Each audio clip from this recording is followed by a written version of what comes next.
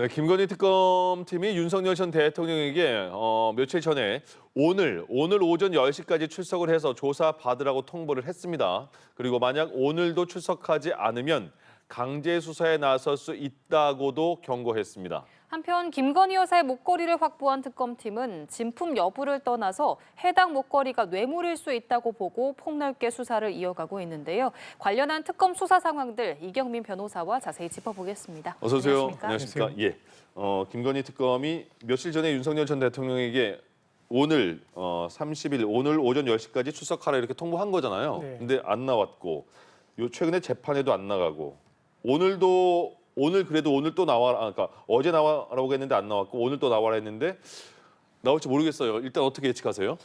일단은 뭐 내란 특검 때 이제 조사에 응하는 그런 모습을 보였었던 데는 아마 이제 구속영장을 청구를 할 수도 있다. 네. 그래서 이제 신변과 관련했기 때문에 조금 이제 조사에 응하는 그런 모습이었을 것 같은데 이제 구속이 되고 나서는 사실 그 이후에 모든 절차에 응하지 않고 있거든요. 예. 그런 것을 보면 아무래도 이제 윤 전 대통령 입장에서는 계속해서 이제 조사에 응하는 것이 본인 입장에서 그렇게 실익이 없다. 그래서 이 김건희 특검 같은 경우에도 조사에 나간다라고 하더라도 본인 입장에서는 사실 이제 뭐 수사기관에서 이제 뭔가 소명을 하는 부분이 있어가지고 방어권이 충분히 뭐 행사되는 부분에 있어서 좀 가능성이 좀 떨어진다라고 좀 그렇게 생각을 하는 것 같고 네. 그래서 그런 부분들이 있어가지고 아마 앞으로 이제 조사에 있어서도 좀 응하지 않는 모양새로 가지 않을까 계속 그렇게 이제 가지 않을까라고 좀 추측을 해봅니다. 이번에는 뭐 변호인 선임계도 내지 않았고 그러니까 왜 안 나온다는 이유까지도 밝히지 않은 거잖아요. 그러면 말씀하신 것처럼 앞으로는 전략이 계속 안 나가 이렇게 봐도 될까요? 그러니까 이제 그 내란 특검과 그다음 김건희 특검, 그다음에 이제 해병 특검 모두 다 이제 혐의 사실이 다르기 때문에 예. 사실 이제 변호인 선임계가 따로 이제 제출이 돼야 되는 게 맞거든요. 그래서 이제 내란 특검 이후에 김건희 특검에는 이제 변호인 선임계까지 제출을 하지 않고 있고 사실 이제 뭐 어느 정도 이제 출석을 왜 못 하는지 그러니까 건강상의 사유라고 하면은 그런 부분들을 의견을 통해서 제출을 하는데 예. 변호인 선임계까지 제출을 하지 않았다라는 말은 애초에 이제 어느 정도 응하지 않을 가능성이 있었다 이렇게 보시면 될 것 같거든요. 예. 그래서 그런 부분들을 비춰봤을 때 앞으로의 조사에 있어서도 사실은 더욱더 이제 뭐 변호인 선임계를 제출할지 여부도 사실 의문이기도 하고 예. 그래서 뭐 강하게 이제 앞으로 조사에도 응하지 않을 가능성을 조금 이제 내포를 하고 있는 그런 행동이다라고 보면 될 것 같습니다. 그러면 일반적으로 그렇게 지금 수감되어 있는 사람이 조사받거나 재판을 받은 과정에서 왜 못 나갑니다 이런 이유를 이처럼 안 밝히거나 변호인 선임계도 제출하지 않는 그런 경우가 종종 있긴 있는 거예요?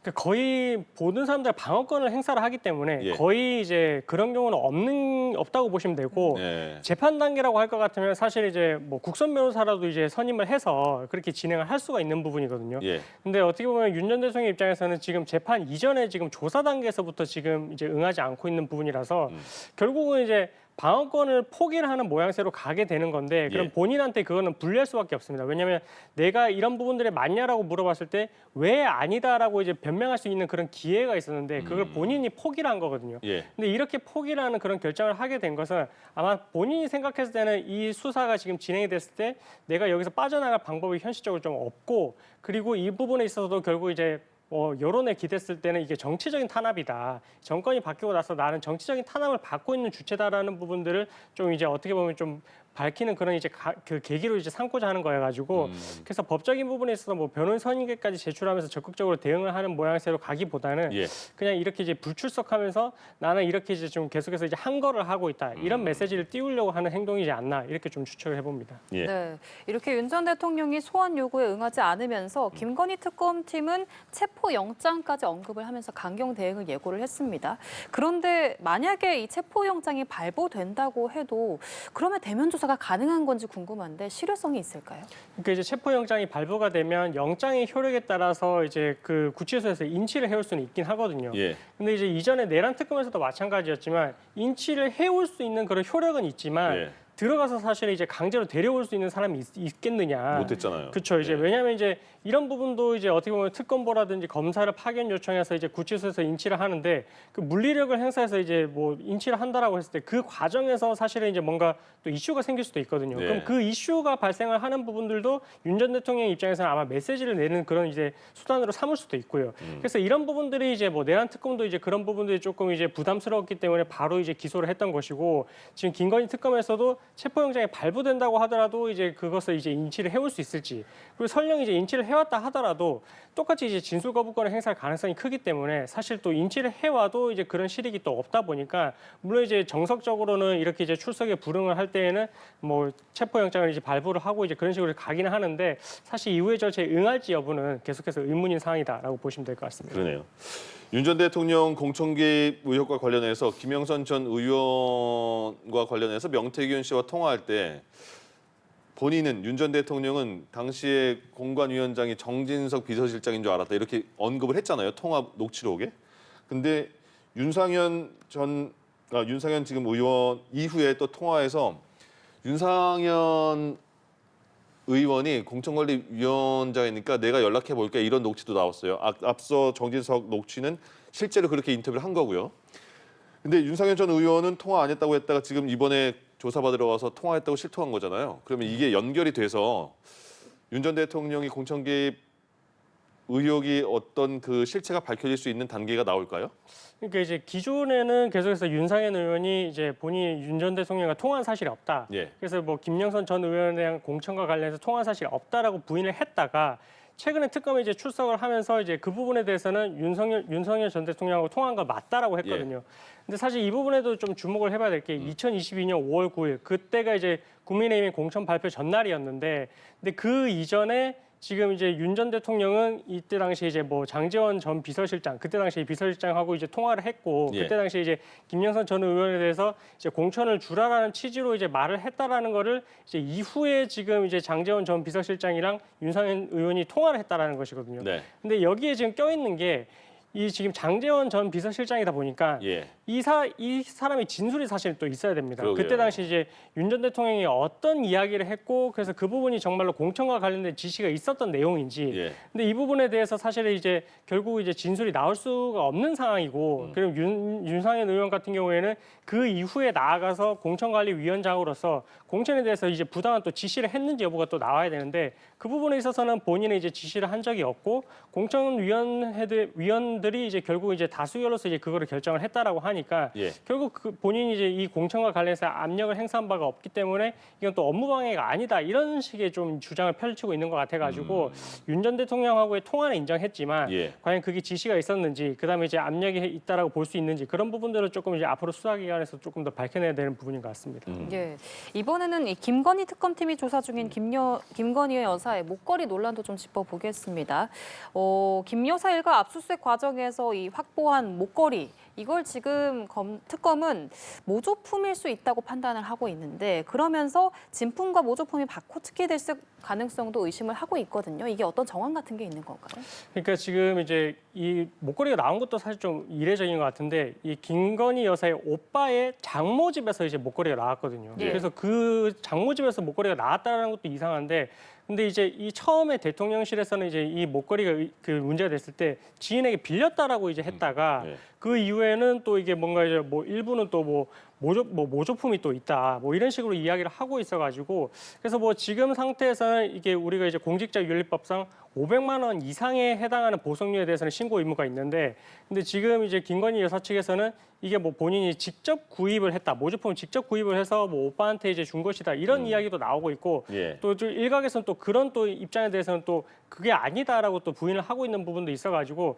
사실 이 목걸이의 존재에 대해서는 이 김건희 여사 오빠가 또 조사 특검에 나왔을 때 진술도 거부를 했던 측면도 있거든요. 예. 그러다 보니까 이게 과연 정말로 이게 김건희 여사가 구입한 게 맞는지도 지금 의문이고 그리고 이제 모조품이 일단은 맞는 걸로 지금 나오기는 했는데 그래서 예. 그 모조품 가격이 결국 이제 500만 원 미만이라서 또 이제 공직자윤리법이 적용되는 걸 그 구멍을 빠져나가기 위해서 또 한 게 아닌가 또 이런 의심도 돼가지고 그래서 왜 이게 장모 집에서 나왔는지 여부랑 예. 그다음에 이게 본인이 직접 김건희 여사가 직접 구매를 한 것인지 그다음에 이제 그 전달 과정 어떻게 되는지 뭐 이런 부분들까지도 결국은 이제 8월 6일 소환 조사를 할 때 그때 아마 좀 조사 결과에서 나와야 되는 부분이 아닐까 싶습니다. 그러니까 김건희 여사의 오빠의 장모 집에서 나왔다는 거잖아요. 그래서 거기를 압수수색 한 거잖아요. 그러면 특검팀에서 그 원래 압수수색 범위가 그렇게 넓은 거였습니까? 아니면 그 수사나 과정에서 오빠의 장모 집까지 압수수색해야겠다는 그런 그 상황은 어떻게 이루어졌을까요?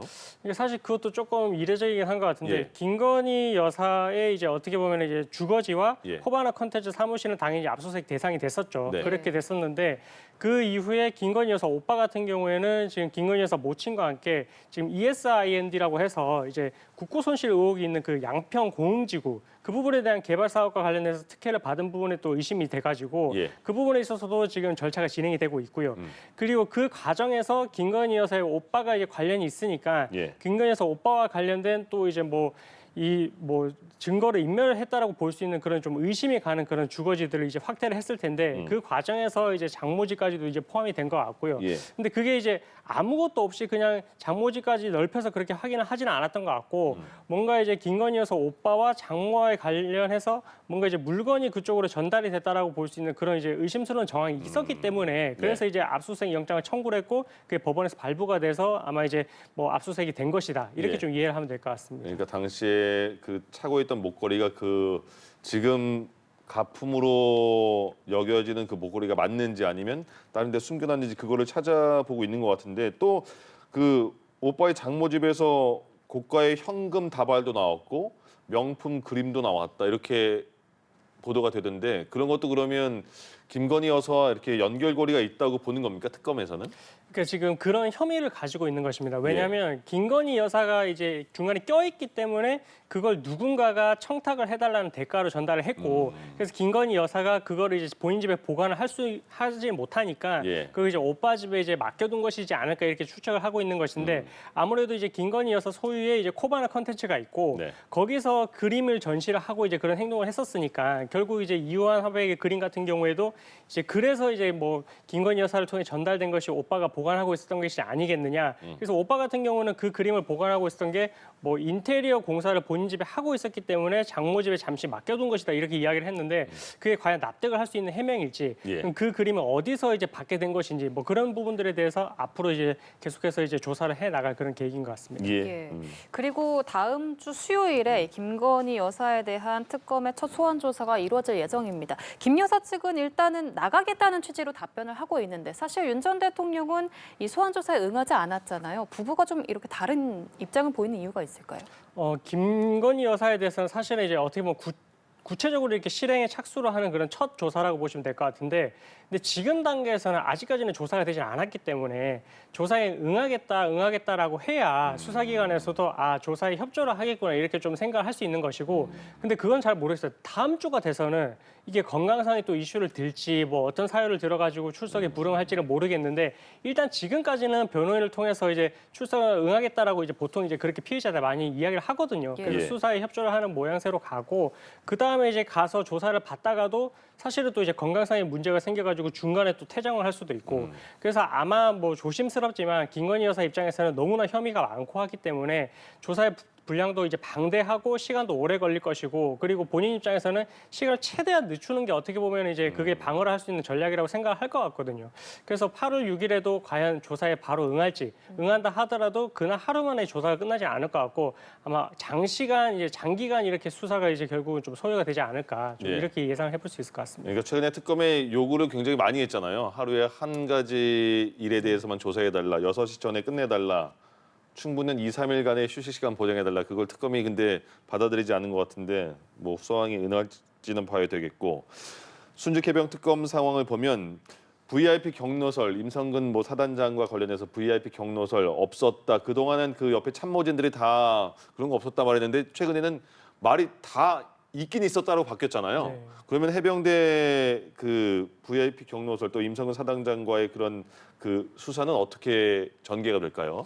그러니까 지금 이제 조태용 원장을 지금 이제 부른 것을 보면 예. 아마 이제 거의 고위급 중에서는 가장 이제 그때 당시 그 대통령실 수석비서관 회의에 있었던 사람 중에 이제 가장 고위급 인사를 부른 건데 그 내용인즉슨 그때 당시에 이제 처음 이 해병대 수사본부단의 이제 그 조사 결과를 받고 이 임성근 사단장이 포함된 것을 보고 이 부분에 대해서 이제 윤 전 대통령이 경로를 했다라는 거거든요. 네. 그래서 그 의심을 받고 있는데 그래서 그때 당시 당시에 지금 뭐 김태호 실장이라든지 아니면 뭐 이충명 비서관 이 사람들도 처음에는 경로가 없었다라고 했다가 그 진술을 바꿨기 때문에 그러면 이제 이 진술이 바뀐 부분에 있어가지고 조태영 원장 같은 경우에도 기존에 계속해서 이제 그렇게 경로를 한 적이 없었다라고 했어서 이제 아마 이제 불렀을 때에는 봐라 이 사람들도 이제 같이 참여를 했던 사람들인데 그 7인 중에 나머지 지금 3명이나 지금 경로가 있었다라고 하지 않느냐. 근데 왜 당신은 이제 경로가 없었다라고 하고 있느냐? 그러면 경로가 없었다라고 본인이 그때 당시에 그렇게 믿었다라는 부분들을 결국 이제 소명을 해야 되고, 근데 그 소명 내용이 나머지 3명의 진술을 일치하고 있는데 그게 이제 본인만 이제 다른 내용의 진술을 하고 있다. 그러면은 3명의 진술대로 갈 가능성이 크거든요. 예. 그러면은 이게 경로가 있었다. 그러니까 그 수사 결과에 대해서 반발을 하는 내용의 윤 전 대통령의 그런 입장이 있었고, 그럼 그 당연한 수순에서 그 이첩 보류 지시라든지 그 이후에 그 과정들은 결국 누가 판단을 한 것인지 그게 그런 지시가 없었는데 이종섭 전 장관이 그럼 일방적으로 그때 당시 국방부 장관의 지휘에서 그렇게 지시를 했던 것인지 그런 부분들에 대해서 앞으로 이제 계속해서 이제 수순으로 이렇게 조사를 할 것이라서 그래서 이제 최초에 그런 경로를 했었는지 윤 전 대통령의 반응이 이제 중요한 것이고 그 부분에 있어가지고 가장 윗급 인사인 조태영 원장을 불러가지고 이제 그런 부분들을 확인을 해봤다. 그래서 앞으로 그런 부분들이 계속해서 수사가 진행이 될 것 같다 이렇게 예상해볼 수 있을 것 같습니다. 예. 이번에는 내란 특검팀의 수사 상황도 좀 짚어보겠습니다. 이 내란 특검팀은 언론사 단전 단수 지시 등 의혹을 받는 이상민 전 장관에 대해서 지난 월요일에 구속영장을 청구를 했습니다. 내일 이제 영장 심사를 받게 되는데 구속영장이 발부가 될지 좀 어떻게 전망을 하세요? 일단은 지금 사유로 드는 게 이제 범행의 중대성, 증거인멸 우려, 재범의 위험성인데 이 범행의 중대성과 관련해서는 당연히 그때 당시 언론사에 단전 단수 지시를 했는지 그래서 이제 그 부분은 사실 이제 내란의 중요 임무 종사자로 보고 있어가지고 이 부분은 범행의 중대성이 있다라고 볼 수 있을 것 같습니다. 근데 이제 언론사에 단전 단수 지시를 했는지 여부에 대해서는 지금 본인은 한사코 그런 적이 없다라고 이제 이야기를 하고 있거든요. 근데 조지호 경찰청장의 진술이라든지 아니면 허석권 소방청장은 그런 지시를 받았다는 취지로 진술을 하고 있어가지고 그럼 그 지시를 받았다는 사람이 왜 받았다라고 진술을 하고 있는지 그 부분에 대해서 신빙성을 따지게 될 것이기 때문에 그 이후에 또 이제 뭐 헌재 심판에서 나와서도 이제 결국 언론사의 단전 단수 지시를 어떻게 보면 본인이 내린 적도 없고 윤 전 대통령으로부터도 그런 지시를 받은 적이 없다라고 이제 진술을 하고 있어서 그런 부분들이 결국 이제 나머지 관련자들의 진술하고 비교를 해봤을 때는 진술이 완전히 배치되는 부분들이라 어떻게 보면 범행의 중대성도 있고 증거의 인멸의 우려도 있다라고 조금 볼 가능성이 좀 큰 것 같거든요. 그래서 조심스럽지만 영장이 발부될 가능성이 조금 더 높지 않나 이렇게 추측을 해봅니다. 예, 알겠습니다. 지금까지 3대 특검 수사 상황 이경민 변호사와 함께 짚어봤습니다. 오늘 말씀 고맙습니다. 고맙습니다.